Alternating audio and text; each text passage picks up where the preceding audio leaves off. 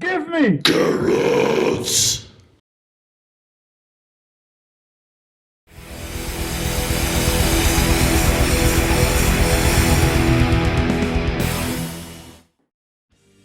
Close your eyes and imagine green.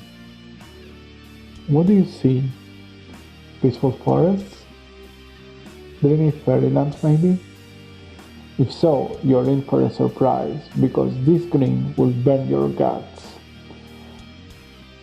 Absinthe Green is her essence, and she will let you know no peace.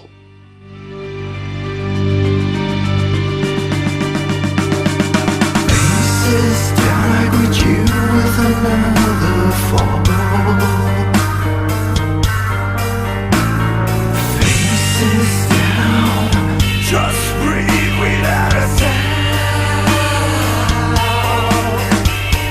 Touch the melody, striking gently, coming hard again. Absinthe Green is the artist name I go by since more than a decade. I actually came up with this name because of my love for absinthe, the drink, and because I was very much into playing RPG games at the time, so I made up a character with that name. So it was around that same time when I also had to have an alter ego for a band I joined on bass. I was playing the bass for this band, and this was like a concept band. Everybody had their own persona, so I just used that name. So through the years, I continued and kept the name for all the different bands and projects I was working on. So now it's kind of my name, you know. People call me by that name, and I answer by that name.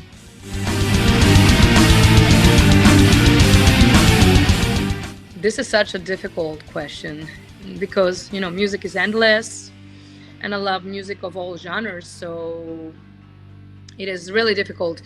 If I had to think, my earliest influence, I think, came from my dad. It's safe to say it came from my dad. My both parents were rockers, and we would always have good music playing around at home. So, be it Beethoven or Black Sabbath, Deep Purple, Wishbone Ash. My dad was very much into Jimi Hendrix, King Crimson.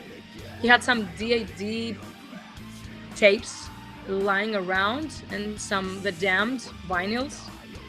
So I guess I owe to him the fact that my both my sonic and visual aesthetic is the way it is and kind of helped shape the artist I am today in as a whole.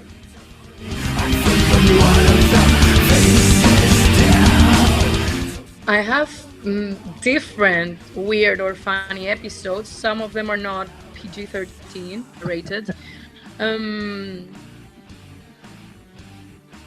on the top of my head, I can tell you about that time that I played with back at on the times where I was playing with Enemy of the Sun.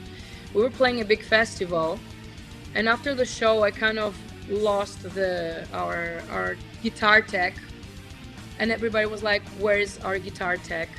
Because we needed him to load the stuff and everything. And I later found out that he was allergic to nuts, and he kind of forgot about it. And he had a Snickers bar, so he got an allergic reaction. And we had, or the people there of the festival, I was not aware of what was happening. They had to rush him to the emergency tent to get him a epinephrine shot, so he doesn't go into anaphylactic shock. So when I've seen him after that, he was like all red, and it was like very shocking that if they were not quick enough, I don't know what could have happened. But he was very funny about it in the end. So we're like, okay, cool. I think it's next time, please just remember about the allergies you may have, because you could have died in this festival. So not cool. Yeah, That's one story of the many ones that I have.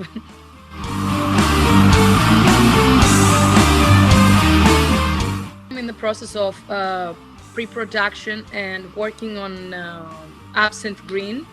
So I'm working on the debut album of um, my personal project, let's say, Absinthe Green, which is now formed as a full band. So that's where my focus is at in this moment.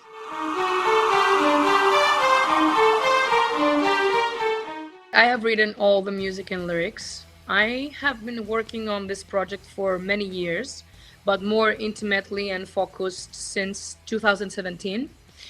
And being the control freak and perfectionist that I am, I played and planned every single little detail for the Absinthe Green album. I just feel that something's really wrong. I started it, as I said, as a project by myself. Then my good friend Harry Mason, whom I've been playing with since the Random Walk years, he's playing the drums, so he's kind of in this thing together with me. I knew it from the get-go that he would be my drummer. Then we have Vasilis on bass, who is a wholesome and very seasoned musician, who totally gets my vision of what I want to do with Absinthe Green. And then the latest addition is our guitarist, Panos, who is also a very experienced musician, whose contribution will make this project sound awesome, as it should. We also have special guests, such as my cousin, Daphne. She is an amazing singer, and she will be doing some additional vocals in the album. I want her to be part of this album. We have some guest guitars by Norman, my collaborative partner who started playing the guitars for this album before it became a thing, before it was formed to what it is right now. And I also have one more special guest so far, who I can't reveal yet. It's a surprise, and I think metal fans will really appreciate this person's involvement, as I do, and I'm very honored. But you will find about this in a short while.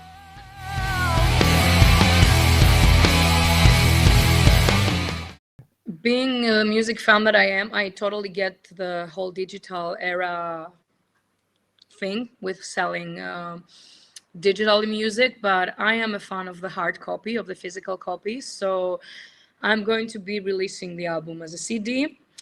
And I recently decided with my artist who's doing the artwork of the album that we're going to work on the vinyl version also. So I'm going to for sure have also the vinyl edition of the album. I really want to do it, just even if it's just one person, that being me, who will collect this. I'm just kidding, but yeah, I'm gonna have it as a vinyl edition. We're gonna have some merch, some very cool merch is coming, so I'm also very excited about that. As you know, I love fashion and I love like this whole kind of thing, so I'm glad to be able to just design some stuff. Also, some other stuff are designed by our graphic designers, so I'm gonna have some very cool merch, I believe, in the end. So yeah.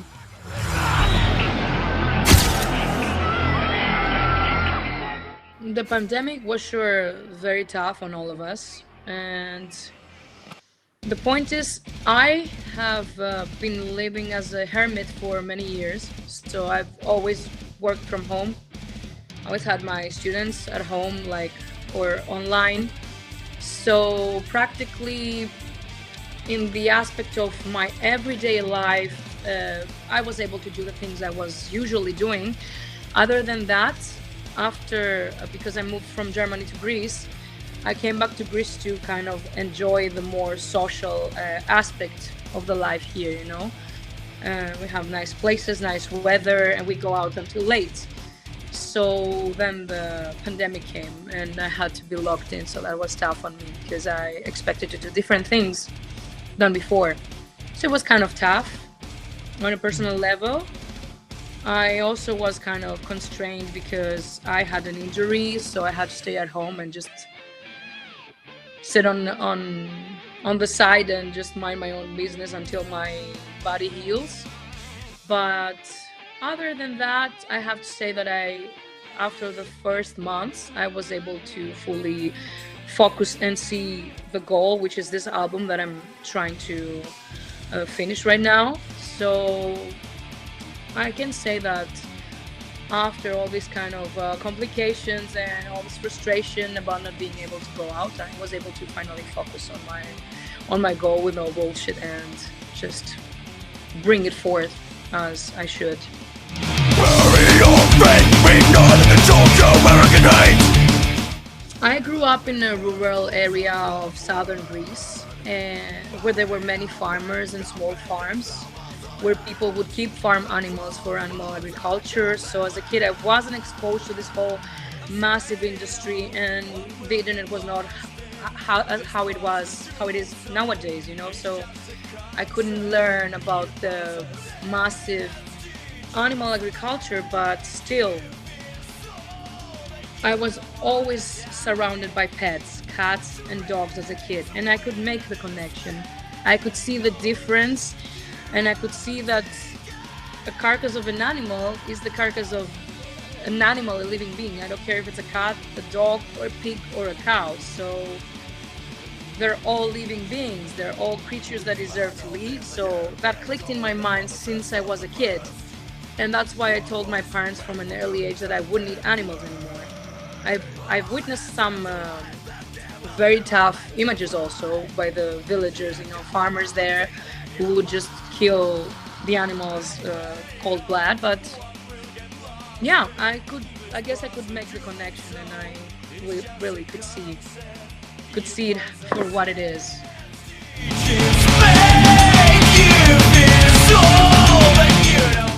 I would have to disagree with that, because music in its origins has always been political, one way or another, no matter how you see it. Like, music has been used to express different social and political feelings, and to criticize any given form of oppression, really, be it social or political. And there's been huge movements and statements coming from music. So in that sense, veganism, being the movement and philosophy it can be part of that equation, and it should be part of that equation. Animal rights are human rights, and vice versa. So it only makes sense to me.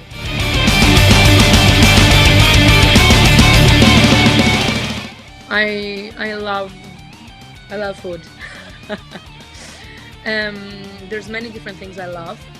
One of my all-time favorite dishes is a Greek specialty. It's called yemista, and it's stuffed tomatoes with rice. I could eat that every day, all my life, I think. And funny enough, I'm not eating this so often. Maybe that's why it's my favorite right now.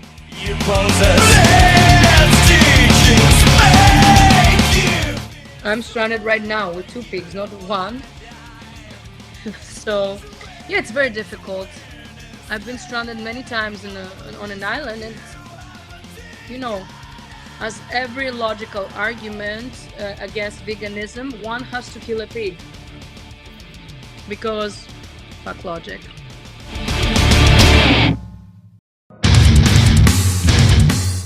Listen to amazing music and be vegan, guys. That's the only way. That's the only way to the future. So be vegan. And now that all shades of green are distilled into you, all you need to do is follow the links in the description for more Absinthe Green goodness. And thus, this encounter of ours comes to an end. See you in the next one. And remember, support the underground and defend the animals.